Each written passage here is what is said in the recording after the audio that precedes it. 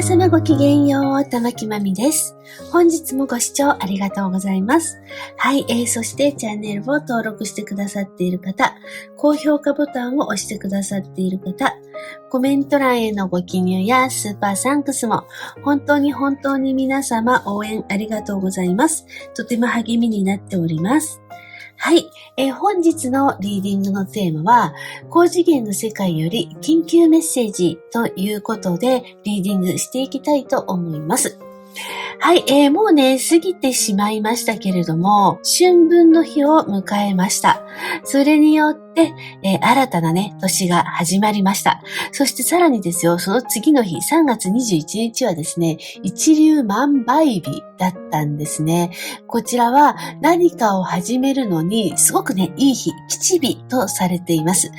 ということで、おめでたい日がね、続きましてですね、はい、いよいよ、エネルギーが動き始める、新しいエネルギーが動き始めるというね、そういう大きなエネルギーのターニングポイントに来ています。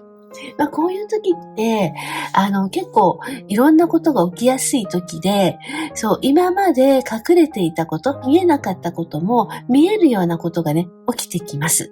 隠れていたものが表に出てくるようなことも起きますので、ここで緊急メッセージ、超重要メッセージね、もらっていきたいと思います。はい、では早速、まずはね、3択のカードを出していきたいと思います。はい、では A の方のカードです。はい、こちら A の方のカードです。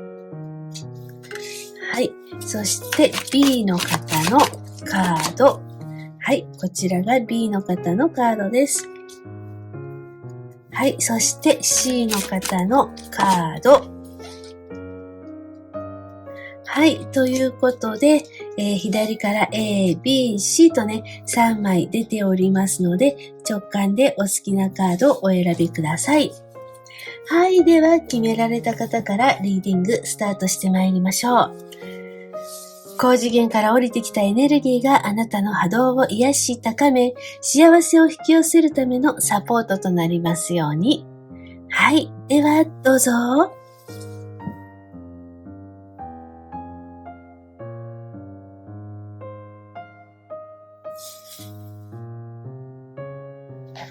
はい。ではこちらの A のカードを選ばれた方のリーディング始めていきたいと思います。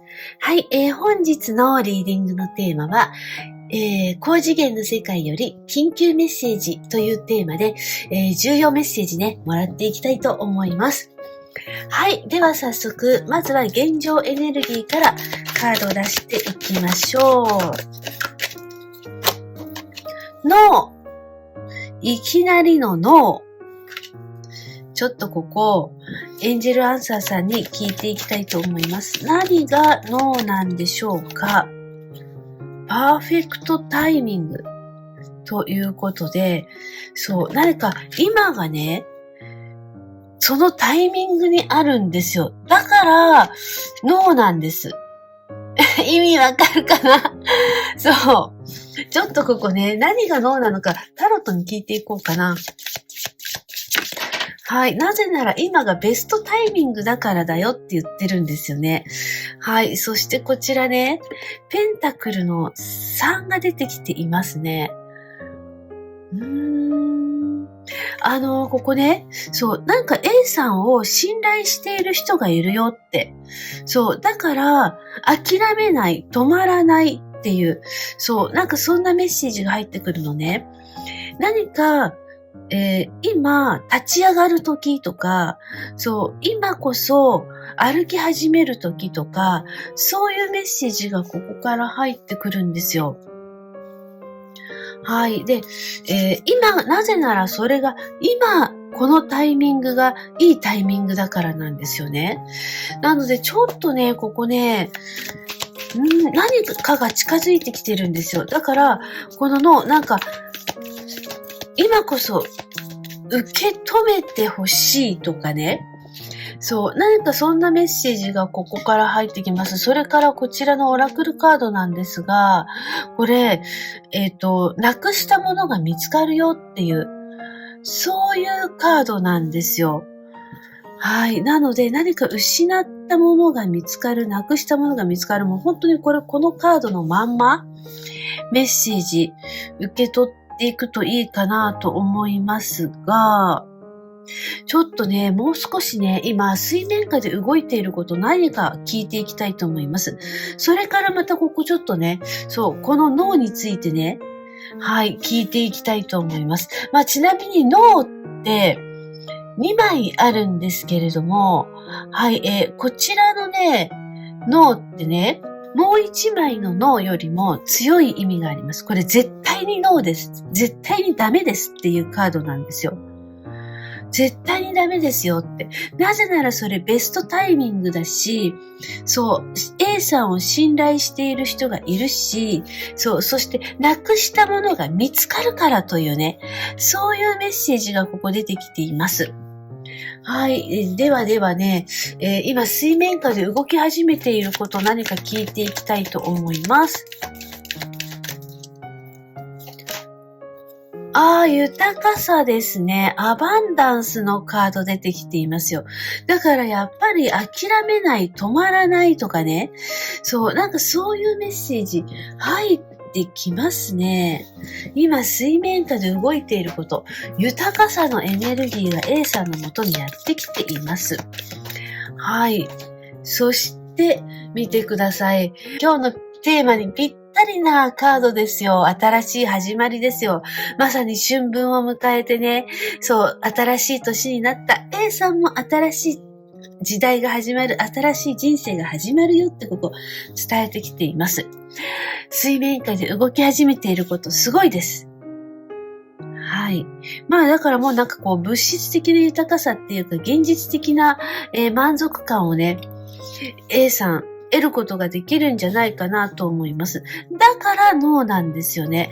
ちょっとこの脳ね、はい、すごく重要な脳なのかなって思いますね。ではちょっとこの脳に対してもう一度キッパー出していきたいと思います。なんかね、今メッセージが入ってきてるの、それこそね、重要なメッセージですよ。脳。ちょっと待ってね。これの、それこそが今日のこの、高次元のスピリットが伝えたいことって言ってるの、ここ、A さんに今、緊急メッセージ来てます。なので、もう早速、ちょっと緊急メッセージ、もらっていきたいと思います。はい。1枚ね、こちらに出てきたんですよ。ちょっとこちらのカード出しますね。子供のカードです。はい。子供。この子供が何を意味しているのか。はい。決断決定のカードです。何か A さんが決断したこと、決めたことあるでしょうかね。そこに対してなのか、ちょっとこの2枚に対してメッセージもらっていきますと、はい、賢い男性のカードが出てまいりました。何か今、A さん、やりたいことやってる。やりたいことやろうって決意した。何か行動を起こしたことがあるでしょうか。そこに対して誰かが見てるんですよ。ちょっとここをもう少し、この人誰で聞いていきたいと思います。賢い男性というね、カードなのね。で、年上の男性とか上司の方とか、そういう意味があるカードなんですが、はい、そこに対して棺のカードなんですよ。まさに何か一つ終わってまた新しい時代が始まる。はい。ここ何か深い意味ありそうだな。この人何者なんだろうな。ちょっとタロット聞いてはっきりと出してほしいですね。この賢い男性は誰？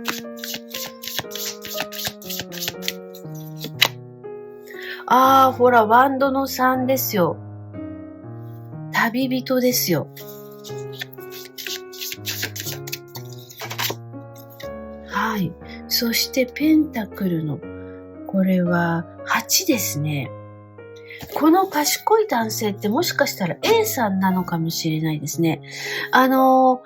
人にはそれぞれ女性性、男性性っていうものがありますけれども、ここで伝えてきているのは A さんの中の男性性。つまり何か決断して行動を起こした。そこに対してのメッセージです。まさにここですよね。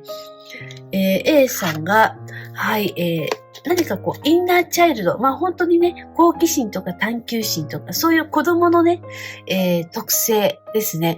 その子供の特性でもって何か決断したこと、つまり、今も言いましたけれども、本当にこうやりたいことをやるって決めたとか、好きなところに行くとか、何かそういうふうに自分が探求したいこと、好奇心で、やりたいこと、そこに対して決断をして行動を起こした。これは A さんです。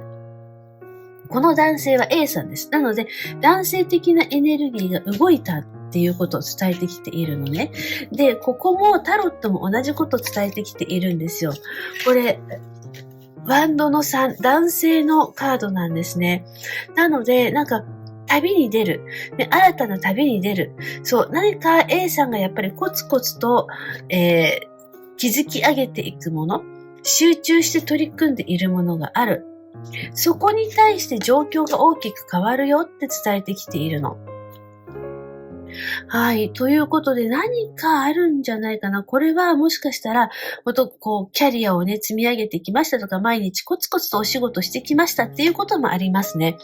もう本当に行動を起こすっていうことそのものがもう男性的なエネルギーが動いているわけですから、何か A さんの中で、これをやるぞって決めてやり始めたこと。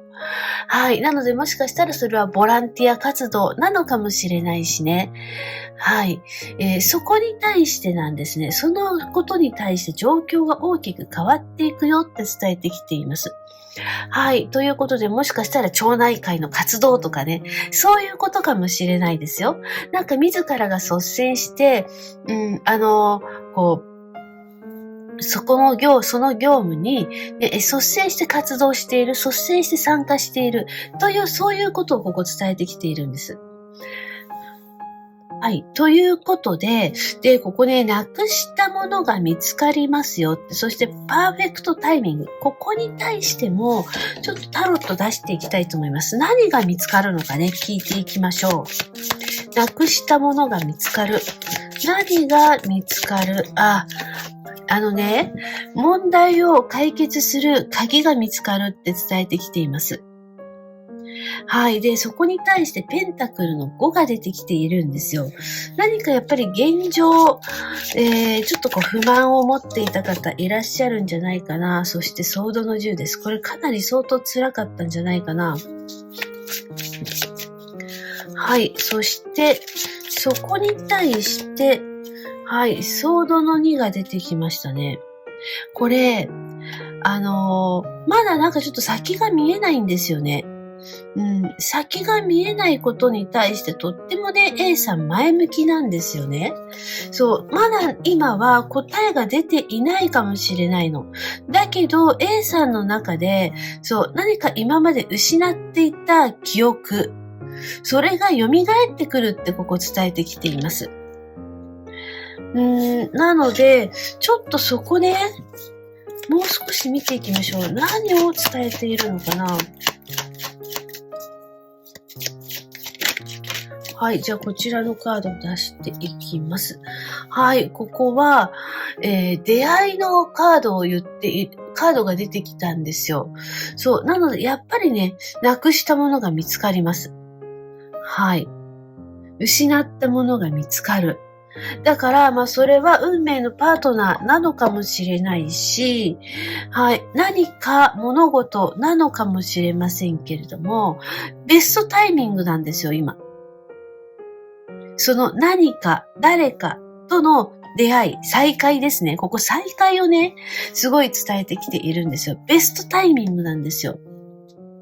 じゃあもっと具体的に、はい、ここベストタイミング出てきています。何がベストタイミングなのか聞いていきたいと思います。はっきりとね、出してくれないですね。やっぱりティーチャーね、先生のカードが出てきましたね。もしかしたら恩師との再会っていうこともあるかもしれないし、そう、あとは、はい、光のカードが出てきました。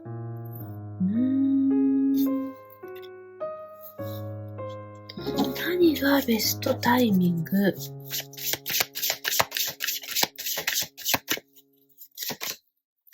はい。これを見ると、教える立場になっていくっていう方いらっしゃるんじゃないでしょうか。A さんにぴったりの仕事が見つかるよって、ぴったりな役割が見つかると、まさに使命ですね。ということをここ伝えてまいりました。もうベストタイミングだよって言ってるの。で、ここのね、これ女教皇のカードなんですよ。で、女教皇というのは、そう、何かこう専門的な知識を持っている優れた女性のカードなんですね。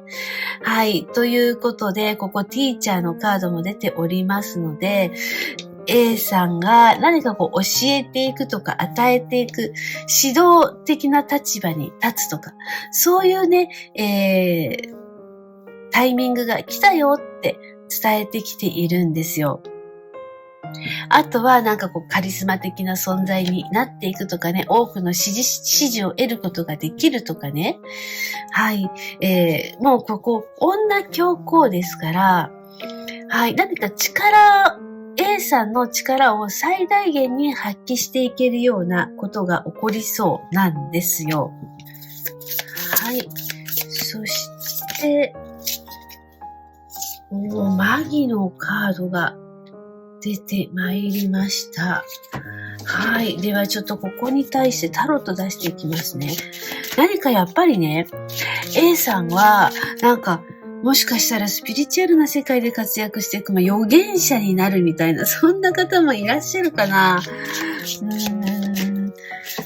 はい。いよいよ、こう、なんていうのかな、姿を表す力を発揮していくということをここ伝えてきております。でね、ここね、ちょっと影薄くなってるんですよね。これって A さんの内側の部分です。肉体の裏側。肉体とは反対。肉体っていうのははっきりと姿が見えるんですが、ここはっきりと姿が見えない。そう、隠れている A さんなんですよ。つまり本当の A さんなんですよ。なんか本当の A さんが指導し始める。だから、なんかこれから起きてくること。A さんは直感力も鋭いし、そう、なんか、才能を発揮していくよっていうことをここ伝えてきているんですよ。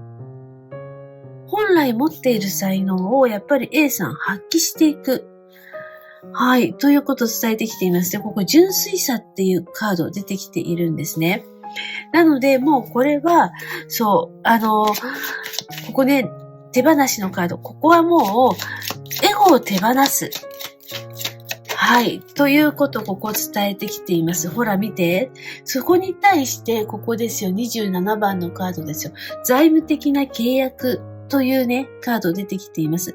だからもうなんか、A さんの魅力。A さんの魅力が多くの人を引き寄せるとか、そう、もしかしたら、もう本当にこうスピリチュアル的なことでお金を稼いでいくとか、そういう方もいらっしゃるかなと思います。何か潜在意識が働いて、そこに、収入が入ってくるというね、メッセージも入ってくるし、あとはこのコイン、このペンタクルって A さん自身、今まで見えなかった A さんが見えるということもこのカードから入ってきています。このコインのところに女性のカード、女性の絵柄が描かれているんですよね。これは本当の A さんの姿っていうメッセージが入ってくるのね。そう。なので、今まで思っていたことがこう形になっていくとか、憧れていた自分になっていくとか、目指していた自分になるとか、そういうことをここ伝えてきているんですよね。やりたいことでお金を稼いでいくとか、はい、と伝えてきております。じゃあちょっとルノルマンにもね、ポイントを聞いていきたいと思います。はい、お家のカード。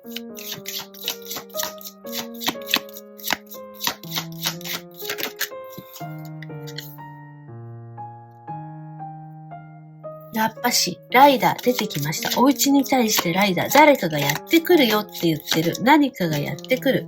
はい。そして、迷路のカードが出てきましたね。何かやってくる。迷路を通って誰かがやってくる。これ何がやってくるのか。はい。祝福のカードが出てきた。花束のカードが出てきたのね。で、この迷路なんですけど、いろんな道からやってくるよっていうメッセージが入ってくる。これもしかしたら、そう、こういう SNS とかやってらっしゃる方が見てくださっていて、そこに対してのメッセージかもしれない。で、鍵も出てきましたから、何か今 A さんが抱えている問題がどんどん解決していきそうなんです。で、一つはこの迷路ね、いろんな道があるんだけど、最終的には A さんのところに入ってくるんです。いろんな道、いろんな方向から A さんの元にやってくるよっていうことをここ伝えてきているの。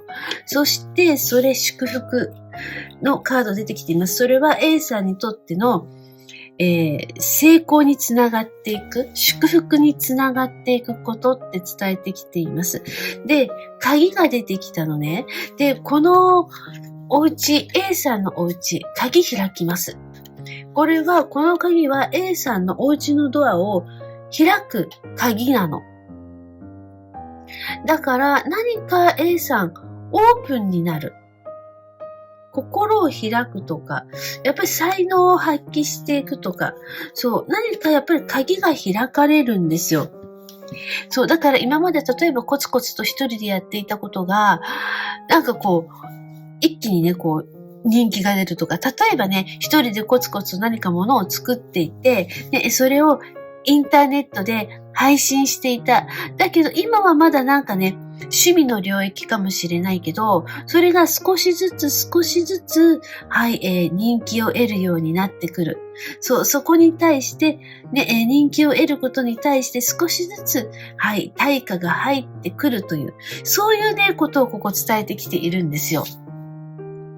はい。なので、もうここね、A さんのもとに誰かがやってくる。この誰かっていうのはたくさんの人というメッセージが入ってきましたね。はい。で、そうじゃないですっていう方は、このライダーね、一体誰なのか聞いていきたいと思います。誰が A さんのもとにやってくるのか。はい。カップの7。なんか正体を見せてないですね。正体を明かしていない。そう。でも、ソードのページ。なんか A さんについてくる人がいる。やっぱりこれ見るとね、インターネットっていう、そういう世界なのかなってちょっと思いますね。はっきり出してきてくれないな。ワンドの2も出てきた。ちょっとここもう少し、この3枚ちょっと、はい、私ちょっとメッセージ入ってこないので、これもう一回入れさせてください。もう少し出していきたい。このライダー一体誰なのか。はい、もう少しはっきり出してほしい。誰ですか？はっきり出してくれました。太陽のカード出てきました。A さんに豊かさをもたらしてくれる人です。はい。ということで、ここね、コインのカードも出てきておりますので、やっぱりお伝えした通り、そう、多くのファンの方とか、視聴者の方っていうこともありますし、そう、あとは、お仕事のオファーが入ってくるとか、何か物質的な豊かさを A さんが受け取ることができるよっていうこと、ここ伝えてきているんですよ。でもしかしたらこれは本当の自分っていうこともありますし、その A さんに豊かさをもたらしてくれるっていうのは誰かかもしれないです。ここに婚約のカード出てきておりますから、誰かなのかもしれない。はい。なので、ここはね、そう、誰かなのか何か物事なのか、はい、A さんを、現実的に、物質的に、豊かにしてくれる人。そう、喜びを与えてくれるエネルギー。その太陽のエネルギーが入ってくるよってここ伝えてきています。はい。ということですので、ピンとくる方ね。はい。ヒントにしてみてください。まあね、ちょっとこの YouTube の、タロットリーディングは、たくさんの方が見てくださっているので、ね、ここでもね、誰かなのかもしれないし、何かなのかもしれないしっていう、ちょっとそういう曖昧なメッセージがね、入ってきておりますけれども、ここはご自身に当てはめて、ヒントにしていただければなと思います。はい。もしかしたら誰か、そして何か、その両方が入ってくる方もいらっしゃるかもしれないしね。はい。で、ポイントとしてはやっぱり鍵が開くよって、問題解決していくよって伝えてきています。それから A さん自身もオープンになっていくこと。誰かがサポートしてくれる。そしたらそれを心よく受け入れていくっていう、そう、なんか、心を開く、解放するっていうことも、はい、メッセージとしては入ってきています。それから、やっぱり自分を出す、主張していくっていうことも、ここ入ってきていますね。なので、まあ、ここはね、A さん自身が何かコツコツとやっぱり発信してきたことっていうか活動してきたこと。そう、そこを伝えてきているかなって、これさっきも出たんですけど、また出てきたんですよね。さっき流したカードなんですよ。このカップの7。それがまた出てきたんですよ。なので何かA さんが決断することが起こりそうなんです。今まで迷っていた、その迷いを吹っ切って、もう決断していくことが起こりそうなんで、これもまたさっき出てきましたよね。私が流したカード、また出てきた。これわざとじゃないですよ。はい。そして、マジシャンと出てまいりましたから、もうここは A さん、ワンランクアップ上昇しています。次元上昇です。それから、ここね、カップの7が出てきたということは、何か、そうだな、周りの人からは、そう、なんかそんなこと叶わないよ、なんて思われていたようなこと。ね、無理かな、なんて思っていたようなことが、はい、ここですよ、マジシャンですよ。それが建設的に発展反映していくよっていうことをここ伝えてきているんです。はい。ということで、ね、やっぱりここは、何か、迷いがあった。A さんの中で迷いがあった。それはやっぱり、ちょっとこう現実逃避しているんじゃないかとかね。そう、なんか、理想が高すぎるんじゃないかとかね。なんかそんな風に思っていたこと。だけど、はい、それが、はい、見てください。成功へとつながっていくということ。マジシャンなので。はい。ということで、例えば芸術方面ですごく活躍をしたいと思っている方は、そう、それすごくいいと思います。そういうね、芸術的な才能を発揮していくことができる。特に女教皇のね、カードを出してきておりましたから、もうここはそういうね、非物質的、非現実的な、なんかそういう空想の世界、イメージの世界、すごいそういうイメージ力っていうのが A さんは高い方かなと思います。だからこそなんかね、高みからこの現実世界を見下ろすことができるというメッセージも入ってきています。だから人の心をつかむ、それを作品に生かしていくとかね、そういうことかもしれないですね。はい。ということで何かヒントにしてみてください。はい。では本日のリーディング、こちらで終了となります。いかがでしたでしょうか？また次回お会いいたしましょう。ごきげんよう。はい。ではこちらの B のカードを選ばれた方のリーディング、始めていきたいと思います。はい。本日のリーディングのテーマは、高次元の世界からね、緊急メッセージもらっていきたいと思います。超重要メッセージ、そして緊急メッセージというね、はい、テーマでリーディングしていきたいと思います。春分の日が過ぎて、もうね、今新しい年が始まりました。エネルギーが大きく変わるとき。はい、ですから、今回はね、高次元の世界から、そう、今だから、伝えたいメッセージ、ということで、超重要メッセージもらっていきたいと思います。はい。では、現状です。はい。準備はできていますというね、現状のところにこちらのカードが出てまいりましたが、じゃあタロット出していこうかな。なんかもう準備は整ったようですね。はい。なので、はい。今、エネルギーがもつれ合っております。何ともつれ合っているのか。はい。わ、すごい。今の出方見ました？すごい。こういう出方って絶対ね、意味があるんですよ。イエスなんですよ。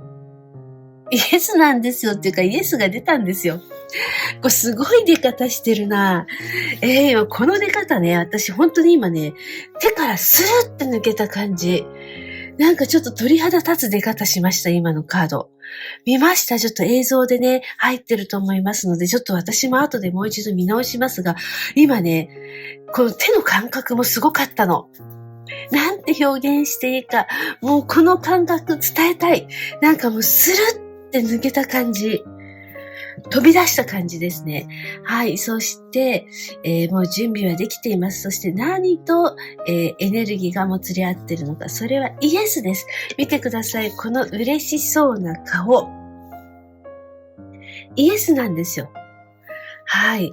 ということで何かね、嬉しいことが起こりそうですが、はい。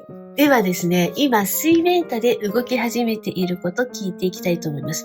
もうここね、エネルギーもつれ合っています。例えば何か成功というね、エネルギーともつれ合っているとか、出会いというね、エネルギーともつれ合っているとか、何か素晴らしいこととね、もつれ合っていそうなんですけれども。はい。では、水面下で今動き始めていることを聞いていきたいと思います。もうちょっとカットしていこうかな。はい。水面下で動き始めていること。じゃん。あ、ここ2枚出しちゃったらちょっとね、2枚出していきます。そしてまたイエスなんです。またイエス出ましたよ。すごいイエスが2枚出た。なんか B さんこういう出方すごくない？だけどね、こちらね、多分違いますなんですよ。これどういうことなんでしょうね。多分違います。でもイエス。はい。で、このイエス、このイエスとちょっと違うのがですね、こちらは絶対にそうですっていうカードなんです。でもこちらはそうですというカードなんです。このね、ちょっと違いがありますが、この、絶対にそうですのところに、はい、多分違いますっていうカードが出たんですよ。これどっちなんだ？何を言っているのか、ちょっと聞いていきたいと思います。じゃあもう、エンジェルアンサーさんに聞きましょう。ここまでね、なんかエンジェルアンサーさん、はい、出してきたので、ちょっと、どういうことなのか。イエス、そうです。多分違います。全く真逆のね、カードが出てきましたけれども、はい、何を伝えているのか聞いていきたいと思います。もうちょっと明確に。はい。はい。これアバンダンスのカードなんですよ。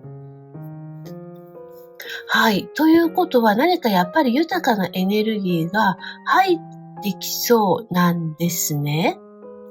豊かさのカードが出てきたんですよ。じゃあ多分違いますというカードのところ、何が違うのか、ちょっとタロットに聞いていきたいと思います。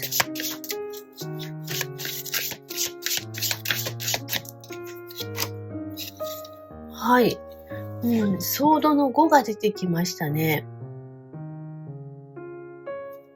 何が違うのかのところ。ソードの5。ここね、もしかしたら、B さんは、何か、諦めかけているとか、もう無理じゃないかなとか、で、なんかメッセージ、はい、のカード出てきましたね、ルノルマン。一体、この方、何を考えているのか、ちょっと聞いていきたいと思います。どんなメッセージを送ってこようとしているのか、ちょっと聞いてみましょう。はい。鳥のカード。これを見ると、何か B さんとコンタクトを取りたいと思っている人がいるのか、はい。もしかしたらこの鳥さんはね、SNS というね、意味もありますので、何かこう SNS を通してコンタクトを取りたいと思っている人がいるのか、だけど、多分違いますなんですよ。何が多分違うのか、ちょっとここでははっきり出てこないんですけれども、何か、B さんに、ね連絡をしてこようとしている方がいらっしゃるんですよね。そう。で、鳥はね、コミュニケーションのカードですから、はい。何か B さんとコミュニケーションを取りたいと思っている人がいるというね。はい。交渉事とかね。そう。何かこう話し合いをしたいとかね。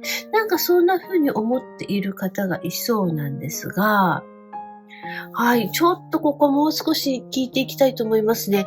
じゃあちょっともうね、今伝えたいメッセージ、はい、もらっていきたいと思います。もうちょっとね、B さんね、エンジェルアンサーでいっぱいになりますけれども、はい、エンジェルアンサーにまた聞いていきたいと思います。今伝えたいメッセージ、一体何を伝えたいのか、はい、ちょっとはっきり出してもらいたい。考え直しなさい。あ、違います。これもっといいことがありますよっていうカードなんです。なので、ここ、もしかしたら今 B さんが考えていることよりも何かもっといいことがあるよって伝えてきています。そのもっといいことって何かオラクルカードで聞いていきたいと思います。もっといいこと。だから多分違いますなんですよ。多分違いますよ。もっといいことがありますよ。はい。じゃあそれはタレントガイドのカードが出てきましたね。はい。はい。まずね、このタレントガイド、こちらのカードは、才能のガイドというカードなんですね。で、こちらのルノルマン2枚なんですけど、これね、鳥とメールを合わせると、なんかこう、たくさんの人とコンタクトを取るっていう、そういう意味があります。たくさんの人とコミュニケーションを取っていくっていうことね。だけど、B さん自身何かもしかしたらコミュニケーションを取るのが不安に思っている方もいらっしゃるかな。自分には無理かななんてちょっと自信がない B さんがいたりするのかなと思います。だけど、ここね、たくさんの人とコミュニケーションを取っていくことによって、B さん自体が豊かになっていくことができる。これは、物質的な豊かさということなのかもしれないです。お仕事の成功につながっていくようなね、そう収入につながっていくような、ことなのかもしれません。もしくはここね、アバンダンス、豊かさのカードが出てきていますから、たくさんの人たちとコミュニケーションを取っていくことによって、B さん自身がすごくなんかこう満足感を得ることができるんです。だけど、何か B さんの中で不安感がちょっとここあるのかなって、果たして大丈夫かなって思っているようなこと、自分がその中に溶け込んでいけるのかなって思っていることだったり、そう、例えば新しい環境の中にね、自分が入っていけるかなとか、なんかちょっとそこに不安を覚えていたり、もしくは、なんかこういうね、SNS をやっていらっしゃる方、ね、こちらの鳥さんのカードは SNS、インターネットっていう意味もありますので、何かこうインターネットで発信していらっしゃる方は、はい、何かたくさんの人とコミュニケーションを取っていくことに対して、ちょっと不安感を感じていますっていう方もいらっしゃるかもしれないですね。自分のペースでね、発信していく分には、ね、全然いいけれども、誰かとこうコミュニケーションを取っていく。例えば、コメントでね、コミュニケーションを取っていく。っていうことがちょっと苦手だったり、ちょっとここね、こう人間関係に対して B さんが少し不安を抱えているのかなっていうことがここ入ってきたんですね。でも、ここね、もっといいことがありますよのカードのところに、はい、タレントガイド、才能のガイドのカードが出てきていますから、ここは B さん自身、何かこう才能が開花していく B さんの才能が認められるとかそういうことを言っているんじゃないかなと思います。でキッパーもね出していきたいと思います。はい。私の方に出てきちゃったんですけど、こちら B さんのカードです。はい。あなた自身というねカードが出てまいりましたが、はい。この、B さん自身に対してはい。はい。何かが決定する。何かが決まるよって言ってる。ここちょっとキッパに聞いていきます。何が決まるのか。もしくは何か B さんが決断するのか。やっぱりメッセージですよ。メッセージですよ。はい。ということで、ねえ、すごい面白い出方してるんですよね。今何か量子もつれが起きていて、イエスなんだけど、はい、多分違いますなんですよね。だからこの多分違いますっていうこのカードは、もしかしたら B さんの中でのやっぱり不安感を言っているのかなと思います。なのでもう間もなく嬉しいお知らせがやってくるよっていうことをここ伝えてきていますね。メッセージのカードなんですよね。で、こちらもメッセージのカードなんですよね。何かやっぱりコミュニケーションが始まっていきそうな、そんなメッセージが入ってきておりますが、はい。ではですね、もう少し今伝えたい重要メッセージ聞いていきたいと思います。はい。ではちょっとオラクルカード、こちらのオラクルカード出していきたいと思います。超重要メッセージもらっていきましょう。もう少し具体的に。はい。雨のカード、虹が出てますね。はい。そして、エンジェルアンサーさん。はい。回復。そうですね。なんかね、こう浄化してる感じなんですよね。で、虹が出てますので、もうね、エネルギー状態、こう晴れに向かっている。今まで雨が降っていた。曇っていた状態から、一気にこう晴天になるみたいなね。なんか気持ちがスッキリするようなことが起こりそうなんですね。で、じゃあ何が起こるのか。はい。ちょっとね、はっきり出してこないけれども、何か B さんにとって嬉しいことが起こりそうなんですよね。その嬉しいこととは、はい、エンペラーです。はい、ここは成功言ってるかな。あとは指導力ですね。何かこう指導者になるとか、そういうことなのかもしれないし、エンペラーなんでかなり強いカード、大きなカードが出てきたんですよ。で、これね、浄化して、そして回復して、そして最終的にはエンペラーになる。皇帝になるというね。はい。なので何か、B さんがこう、自立していくとか、あとは、お仕事を成功を得るとか、地位を得るとか、権力を得るとか、何かそういうリーダー的な存在になっていくとか、そういうことがやっぱりちょっと起こりそうなんですよ。で、なので、例えばね、学校の先生になりますとかね、そうすると多くの人とのコミュニケーションね、多くの生徒さんとのコミュニケーションを取っていくようになりますので、そういうことなのかもしれないし、もしくはまたこういう SNS でね、多くの人たちとコンタクトを取っていくようなことが起こるのかもしれないし、何か多くの人と関わっていくことによって、その中で B さんはリーダー的な存在になっていくよって伝えてきています。この多くの人たちっていうのはもしかしたら何かのチームかもしれませんね。チームのリーダーになるっていうことなのかもしれません。はい。ということで、例えば町内会の会長さんになりますなんていう方もいらっしゃるかもしれないわけですよ。はい。ということで、なんかちょっと責任ある立場になるとかね、そういうメッセージが入ってきておりますが、ではもう少しもっとちょっと具体的にこれからね、実際どんなことが起こるのか聞いていきたいと思います。じゃあもうここキッパーではっきり聞いていきましょう。はい。何が起こるのか。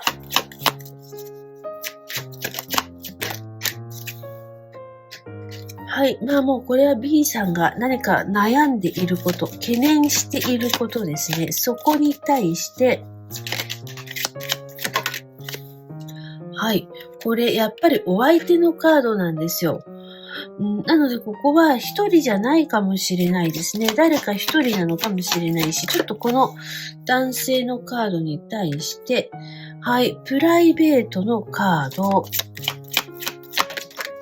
はい。そして、はい、リッチマンのカードということはですよ。やっぱりここ、キッパーも同じこと言ってるのね。まずはじめ、プライベート的なことで、何か B さんが個人的にやっていたとかね。何か行動を起こしたことなんですよ。それがまだここ何者かになってないんです。でもここリッチマンなんです。これ成功者のカードなんです。ということはですよ。やっぱりここ分かりやすく出してきましたね。はい。もうはっきり言って成功者になる。何かプライベートでやっていること、個人でやっていることが成功を得ると、キッパーはっきりとここ伝えてきているんですよ。はい。ということで、これ見ると何か個人的に、プライベート的に、例えば副業が本業になっていくとか、何か、お仕事の成功をやっぱり伝えてきているのかなと思います。はい。ですので、ちょっとここピンとくる方ね、メッセージヒントにしていただきたいなと思いますけれども、ここにね、リビングルームが出てきているんですね。なので、なんか個人的にやってることなんですよ。プライベートでやっていること、ということをここ伝えてきているんですよ。はい。で、ちょっとね、では、ポイント聞いていきたいと思います。もうじゃあエンジェルアンサーさんに聞こう。ポイントは何？またすごいカードが出てきました。なぜかというと、今がそのタイミングだからだって。パーフェクトタイミングなんですよ。今、だからこそ、その時が来た。そのタイミングが来たよって言ってる。そのタイミングが来たから、そうなっていくんですよ。はい。ということでですね、じゃあここね、完璧なタイミング。はい。どんなタイミングなのか、何が起こるのか、完璧なタイミング。しつこいかな？私も何が起こるって聞いていますけど。はい。こちらでも答え合わせ的な感じでね、出していきたいと思いますが、やっぱりここ見てください。ゴールですよ。なので、やっぱり達成していく、成功していくって、やっぱり伝えてきているんですよ。で、ここもバランスのカード出してきているしね。だから、もう達成する、成功するっていうことをずっと言ってるんです。キッパーも言ってるんですよね。成功者のカード出てきているしね。で、こちらのカードもやっぱり達成のカード出してきているので、もうここはピンとくる方、メッセージヒントにしてみてください。もうこれ以上何度占ってもこの答えしか出ない気がしますね。はい。ということで、今回 B 選ばれた方は、もう成功者となる。はい。達成する。目標達成する。ということ。ここはっきりと出てまいりました。ということで、いかがでしたでしょうか？本日のリーディング。なんかすごくわかりやすく出てますね。はい。ということで、ピンとくる方でメッセージ受け取ってみてください。はい。ということで、B さんのリーディングなんですけれども、予定よりも早く終わってしまいましたので、少し時間が余っております。なのでですね、今日は、ロマンスで見てくださっている方向けに、リーディングしていきたいと思います。で、ロマンスもね、お腹いっぱいですっていう方は愛情面で見ていただければと思います。はい。ということで、はい。ロマンスについて今ね、水面下で動き始めていること聞いていきたいと思います。ロマンスまたは愛情面で今動き始めていること。じゃん。はい。これ、答えは、そう、瞑想すれば答えが出ますというカードなんですけど、はい。今何か願っていること、思っていることがあるでしょうか？答えを出したいこと、結果を知りたいことだったり、ちょっとここに対してエンジェルアンサーさん聞いていきたいと思います。すごい。見てください。いい機会ですというカードが出てきました。はい。ということでですね、いい機会。はい。これは豊かさを受け取るいい機会ですよって。なので何か迷いがある方、そう、受け入れていくといいかもしれないですね。はい。そしてこちら水面下で動いていることのところでソードの7が出てきました。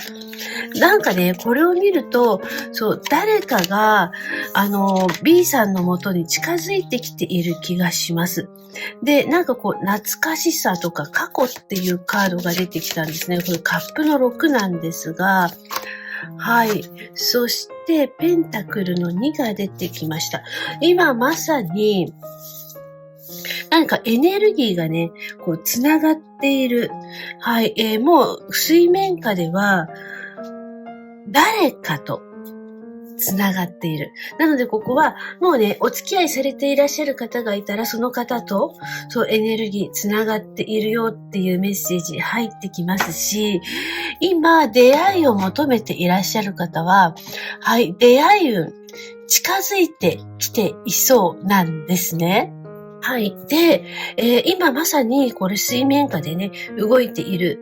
で、その方と出会うと、ロマンスに限らずここ人間関係全部含めてなんですけど、誰かと出会いに近づいてきているんですよ。で、その方と出会うとすごく懐かしさを感じたり、なんか初めて会ったような感覚がしない。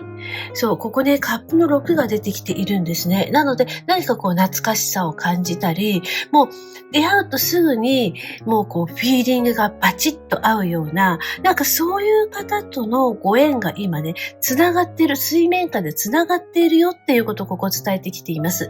なので、もし今お付き合いされていらっしゃる方がいたら、そのお相手様かもしれないし、パートナーいないですっていう方はこれから出会う方かもしれないし、人間関係においてもそういうね、ちょっとご縁の深い方との、ご縁があるよっていうこと、ここ伝えてきています。で、いい機会ですっていうカード出てきていますので、今その、タイミングかな。だからもしお付き合いされていらっしゃる方がいたら、もしかしたらその方とはもうね、ご結婚へと進んでいくような、そういう濃いご縁かなと思われますけれども、では、キッパーにも聞いていきたいと思います。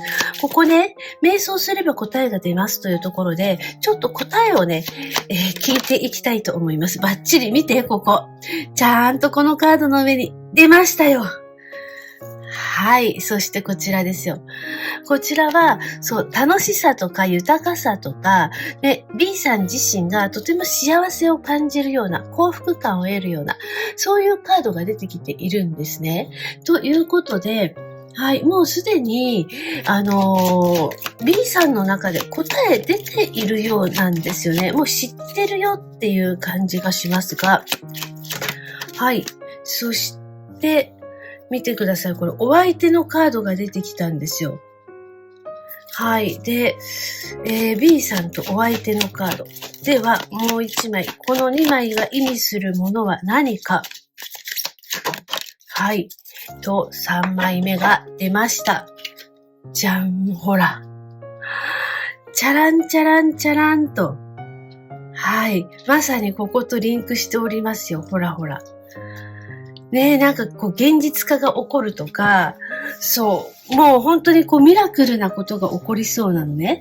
で、これね、ご縁が近づいてくるときも、チャランチャランチャランっていうコインの音がします。というのも、ポッケの中に入っているね、そう、コインが、歩いてこちら近づいてくるたびにチャランチャランチャランって音がする。そう、そういうなんかこうイメージがあって、コインのカードが出てきた時っていうのは、誰かが近づいてきているよっていう、そういう意味もあるんですね。ということで、ここは、はい、やはりお相手が近づいてきている。それも、すごいいいご縁ですよね。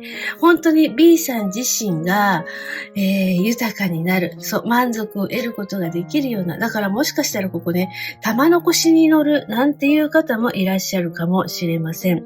この方とはすごく、反映していく、そういうご縁のある方です。そう、だから衰退していくというよりも、どんどん反映していく、豊かさを得ることができる、そういうパートナーとのご縁ということ、ここを伝えてきております。はい、では、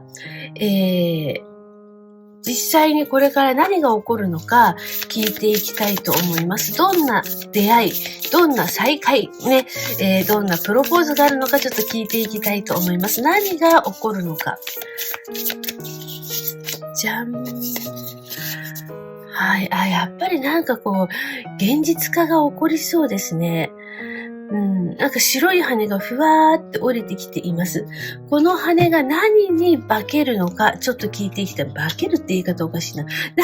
どんな形になっていくのか聞いていきたいと思います。はい。では、ここはルノルマン出していきましょう。このね、カード自体は、思いやりと強さというカードなんですね。なので、これは二人の思いやりが、そう、強さとなる、パワーとなるっていう、そういうことなのかなと思いますが、はい、見てください。ライダーですよ。来たー、ライダー。ここでライダー来たかという感じですね。これはやっぱり出会いとか始まり、そう、大きな変化があるという、そういう意味のあるカードなんですよ、ライダーは。はい。ということで、ここでライダーが来たということは、やっぱりここ、プロポーズされるとか、はい。出会いがあるとか、何か新しいことが始まるよ、新しい関係が始まっていくよという、そういうカードが出てまいりました。ルノルマンも言ってる。で、これ到着っていう意味もあるのね。なので、ようやくゴールにたどり着くっていう、そういう意味もここありますし、もちろん恋愛、ロマンスっていう意味もありますし、で、何かが始まっていくよというね、ライダーですからね。はい。ということで、いかがでしたでしょうか？本日のリーディング、こちらで終了となります。まあ、恋愛運もね、とても素晴らしいメッセージ、はい、降りてまいりましたので、ぜひぜひこのメッセージ受け取ってチャンスをつかんでいただきたいと思います。はい。では、また次回お会いいたしましょう。ごきげんよう。はい。では、こちらの C のカードを選ばれた方のリーディング、始めていきたいと思います。はい。本日のリーディングのテーマは、高次元の世界より緊急メッセージ。はい。というテーマでリーディングしていきたいと思います。超重要メッセージね、もらっていきます。もうね、春分が過ぎまして、はい、新しい年度がね、スタートいたしました。エネルギーが大きく変わる今の時期。はい、いろんなことがね、起こりやすい。いろんなことが起こる時でもありますので、今回は高次元の世界より、はい、緊急メッセージということでね、超重要メッセージもらっていきたいと思います。はい、まずは現状。はい、こちら、許しなさいというカードなんですね。何を許せというのか。はい、もう少しカード出していきましょう。なんか仏の心っていうメッセージが入ってきますね。慈悲の愛とかね。はい、そして手放しのカードも出てきましたね。はい、ではここに対して、はい、タロットも出していきたいと思います。はい。こちらは、節制、バランスのカードが出てまいりました。では、はい。まずリーディングしていきたいと思いますが、なんかこれを見るとね、自分を許す、自分を解放するっていうメッセージが入ってくるんですね。もう自分を自由にしてあげてって。そう。で、あとは、川の流れ、水の流れに沿う。これね、水というのは感情なんですね。なので、感情のまま進んでみるといいよって伝えてきています。意識っていうこともありますね。水というのは意識なので、意識のまま、本当に無意識の領域ですね。その無意識の領域に素直に従っていくという。それによって、はい、意識と現実、物質がつながっていきます。これね、水なんですよね。これ意識の水なんですよ。はい。なので、意識がずっとつながっていくという、それによって物質的な現象が起こるということをここ伝えてきているのね。なので、何か今もうね、自分を解放していく、自分の思考を解放していくという、そういうメッセージが入ってきています。なので、自由な発想とか、すごいイメージとか、直感力とか、だから芸術方面とか、あとアートとか、クリエイティブな方面でご活躍している方はすごくいいと思います。もう、イメージがね、すごくね、自由に、もっともっと広く、そう、なんていうのか解放されたっていう感じなので、今まで思いつかなかったようなイメージが湧き起こってきたり、アイデアが湧き起こってきたりっていうことがありそうなのね。なので、ここは今現状はもうC さん、意識、これ無意識ですね。無意識の流れに乗っていくといいよって。それが逆に、そう、時代の流れに乗るっていうのかな。幸運の波に乗るっていうのかな。そういう、メッセージが入ってくるのね。そう。なので、もうここは C さんの無意識の波に乗るっていう、そういうメッセージがここから入ってきておりますが、では今ね、水面下で動いていること、動き始めていること、聞いていきたいと思います。はい。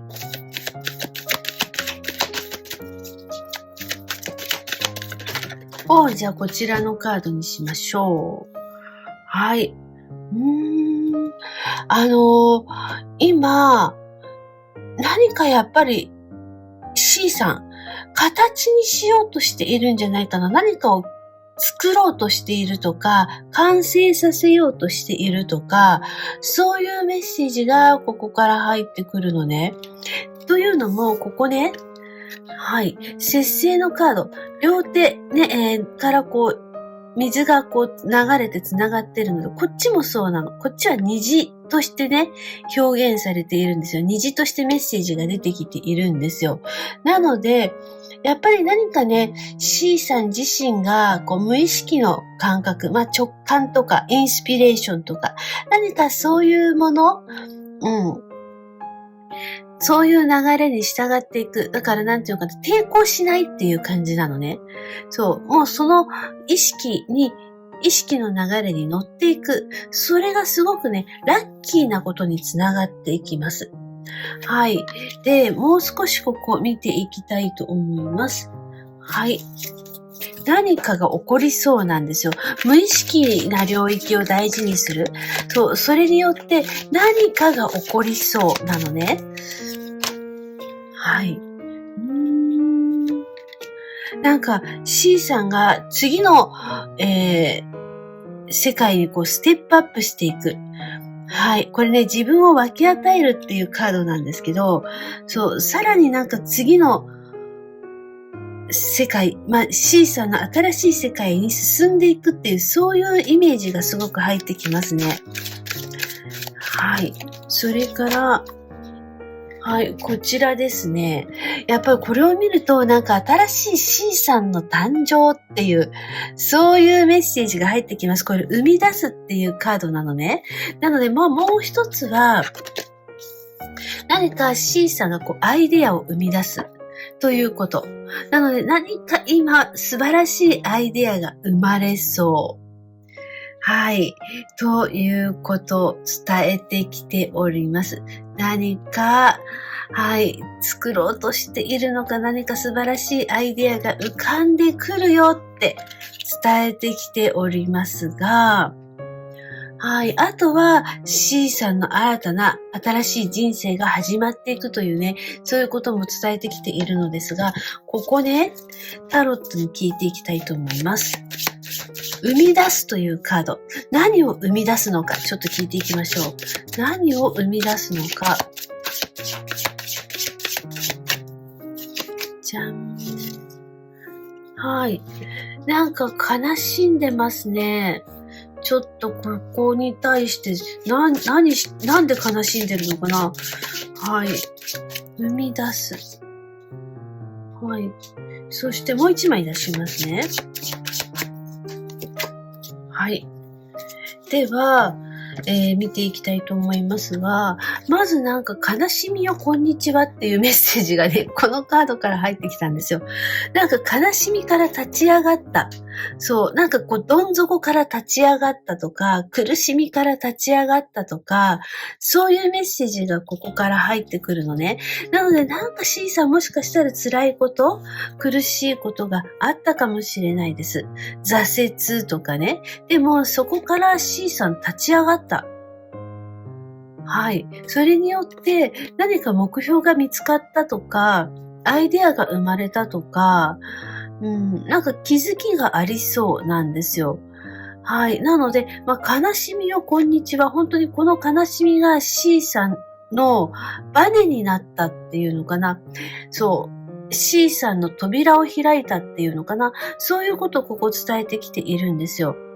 なので、やっぱり生み出すとは何か、それはもう本当に C さんのアイデアとか、こうセンスとか、なんかこうインスピレーション受けたこと、イマジネーション受けたこと、それを C さん今形にしようとしているのかなっていうことをここ伝えてきています。はい。なので、ここはちょっとご自分に当てはめてみていただけたらと思いますね。何か作家さんとかね、そう、あとは、なんかこれをやりたいとか、こうしていこうとか、なんかそういう目標が最近見つかりましたとか、もうこれ、水面下で出していますので、もうすぐね、そういう何かっていう目標が見つかるということを伝えてきておりますけれども、はい。では、今ね、伝えたいメッセージ、早速もらっていきたいと思います。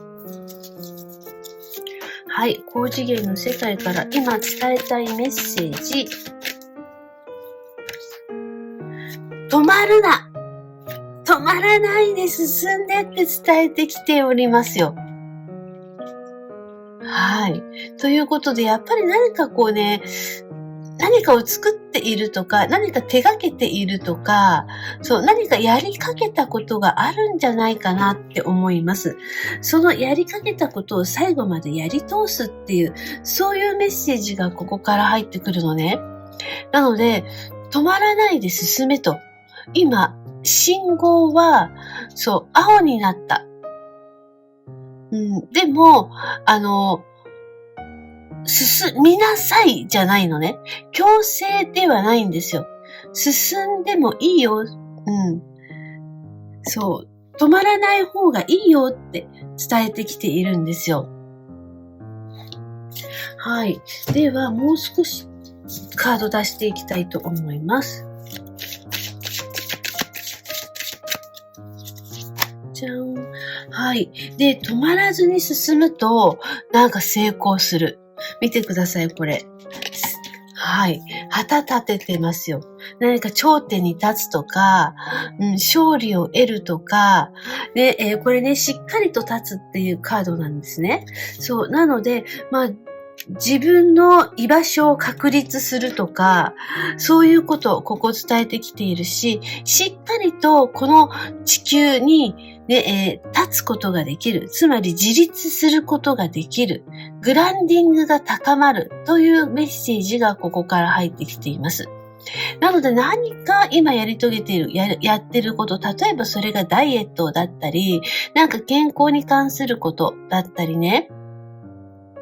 そう、それも含めてです。で、これやめてはいけませんっていうカードなんですよ。はい。なので、何か今、C さんが取り組んでいること、はい。健康づくりかもしれないしね。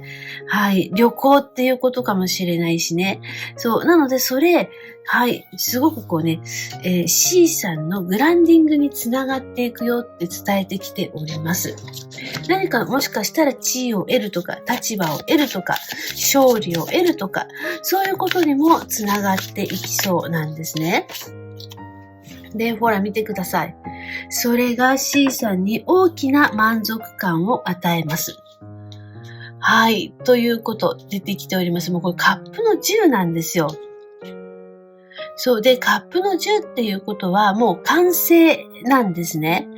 はい。なので、何か大きな幸せが待っていそう。はい。なので、例えば、ね、ダイエットに成功するとか、はい。あとは作品作りであれば C さんがとても満足いくような作品を完成することができるとか、お仕事であれば成功することができるとか、C さんが満たされていくよって伝えてきているんですよ。はい。では、これから実際何が起こるのか聞いていきたいと思います。もう少しちょっと具体的にね、メッセージもらっていきたいと思います。はい。これから何が起こるのか。はい。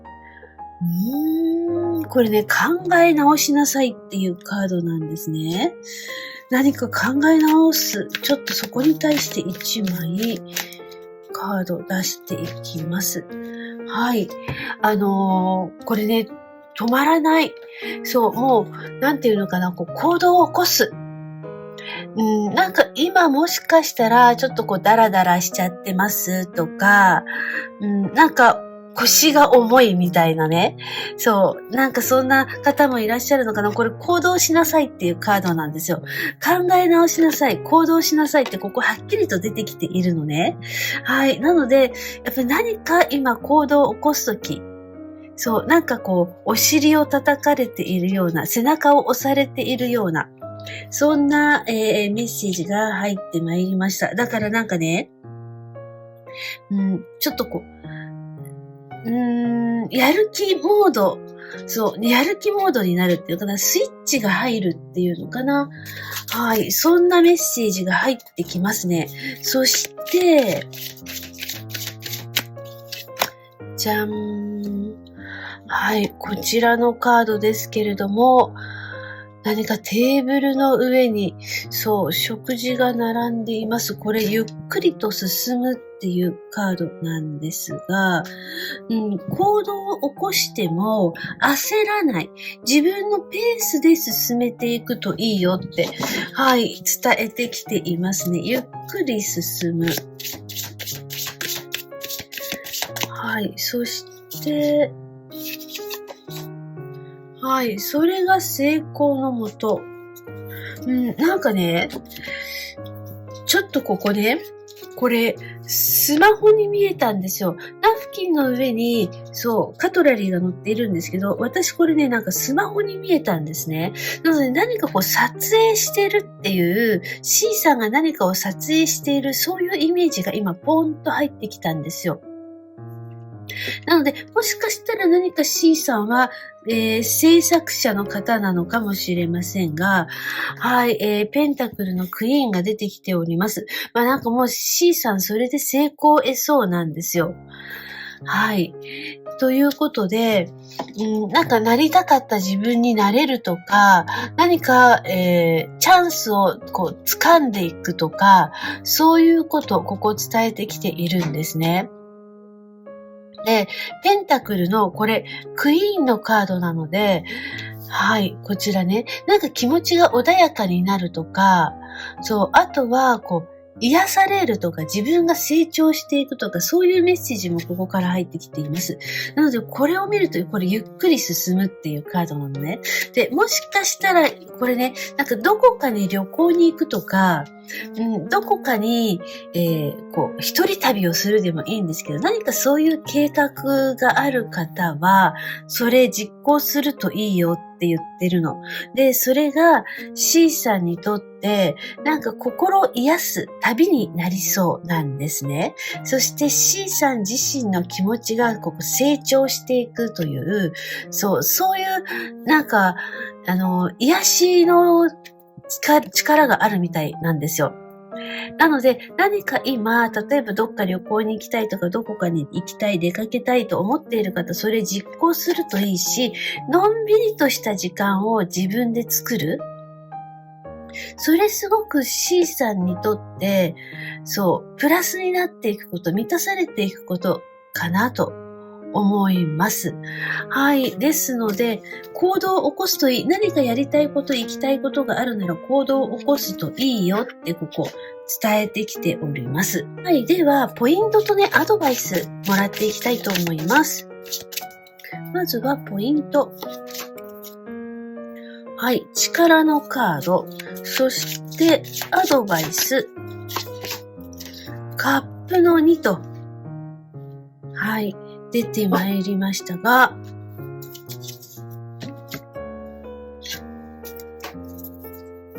まずは、力のカード。ほい。もうね、C さんには十分力があるって。C さんには十分な力があるし、もう C さん自身、自分の力で自立を得るっていうのかな。これね、もしかしたら何か C さんが自分の好きなことをお仕事にしていく。ということを伝えてきているのかもしれないです。このゆったりとした時間っていうのが、これが、それをやってて C さんがとっても楽しいこと、癒されるようなこと、C さん自身が。というメッセージもこの3枚のカードから入ってきたんですよ。なので、ポイントとしては、C さんがやりたいと思ったことで、何か収入を得ることができるよということ、ここを伝えてきています。だから癒しの時間が必要なのかもしれないしね。なので、C さん何かやっぱり得意なもの、好きな世界があるのかなって思います。はい、そしてこちらカップの2、これがアドバイスとして出てきておりますが、ここに対しても、はい、この2つのカップが何を意味するのか、ここに1つずつね、カード出していきたいと思います。はい、1つは、C さんですね。はい、そしてこちら側のカップには何が注がれているのか、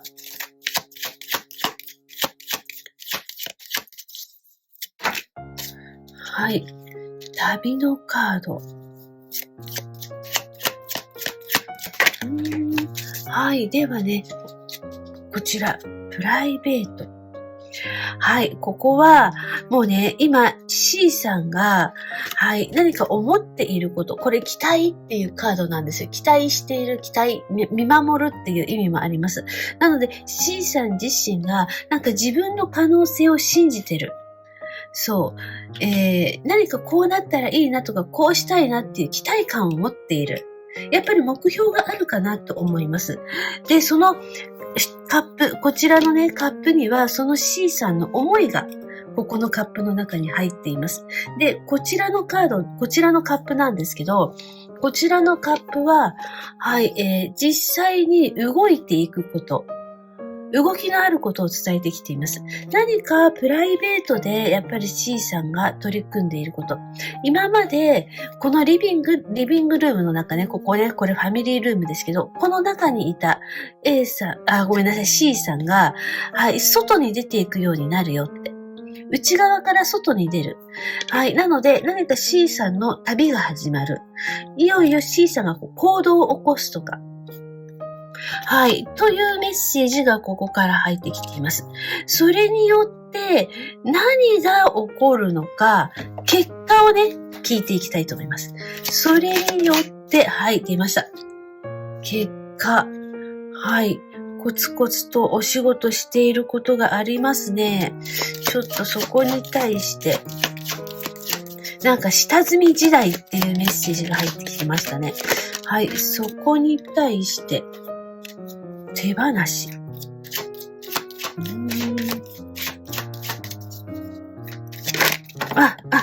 ちょっと待ってね。これもう一度出します。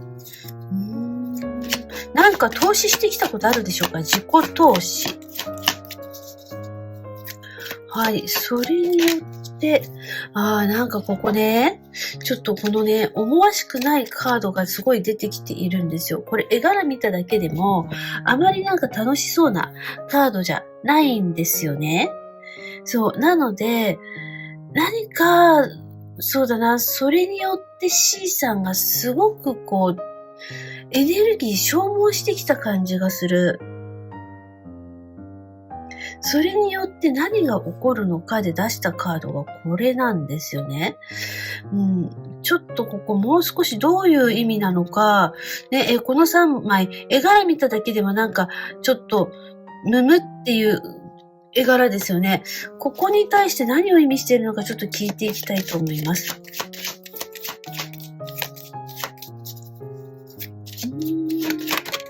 はい。そういうことか、こういうことだ。つまり、なんか C さんやっぱりエネルギー注いできたことありそうですよ。で、自己投資してきたことありそうです。で、それによって、なんか新しいことにチャレンジする。その新しいことに何かチャレンジしたことが大当たりしそうなの。はい。ということで、ね、この3枚のカード、何を意味しているのかと思ったら、何かコツコツと C さんが取り組んできたことなんですよ。そして手放しのカードも出てきているんですよ。なので、ここはなんか自己投資してきたこと、手放してきたこと。で、そして C さん、これね、はい、労働のカードなんですよ。なので、自己投資しながらコツコツとやっぱり積み上げてきたこと、なんか収入にならないことだったりね、するかもしれない。でもそこに対してこれ大当たりするよって伝えてきているので、ちょっとここピンとくる方、メッセージヒントにしてみてください。やっぱ何かやってらっしゃる方なんじゃないかな。このキッパーの出方を見たりするとね。なので、ピンとくる方ね、メッセージヒントにしてみてください。じゃあちょっとルノルマンを出していきましょうかね。答え合わせ的な感じでルノルマンを出していきたいと思います。はい、緊急メッセージ。つまりの緊急メッセージは、なんか成功するよってコツコツと頑張ってきたことがようやくね、収入を得ることができるようになっていくし、ようやく C さんが、成功したな、良かったなって思えるような状況がやってくるよっていうことを伝えてきているのね。で、ルノルマンも鳥さん出てきています。そして見てください。コウノトリ、これ繁栄のカードですよ。はい。そして、これ、キツネさん、知恵ですね。この3枚に対して何が起こるのか。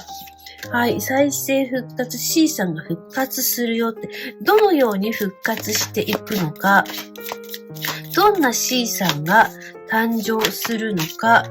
はい。ここですよ。ガーデンですよ。C さんの秘密の花園。C さんの中の秘密の花園が表に出ます。つまり、何か C さんが思い描いていた世界ですね。やりたかったこととか、それが現実化するっていうこと。ここを伝えてきています。秘密の花園が、今まで C さんにとっての秘密の花園だった部分が、なんかオープンする。それによって多くの人が来るようになる。つまりここ鳥さんがいますね。なんか人気を得るとかね。あとは、すごく C さん自身が多くの人に影響を与える、そういう人になるとかね、そういうメッセージここから入ってきているので、ちょっとこれはね、やっぱり何かやってらっしゃる方かなと思いますので、ピンとくる方ね、ピンとくるメッセージありましたらヒントにしてみてください。はい、ということで本日のリーディングこちらで終了となります。いかがでしたでしょうか？はい。ではね、また次回お会いいたしましょう。ごきげんよう。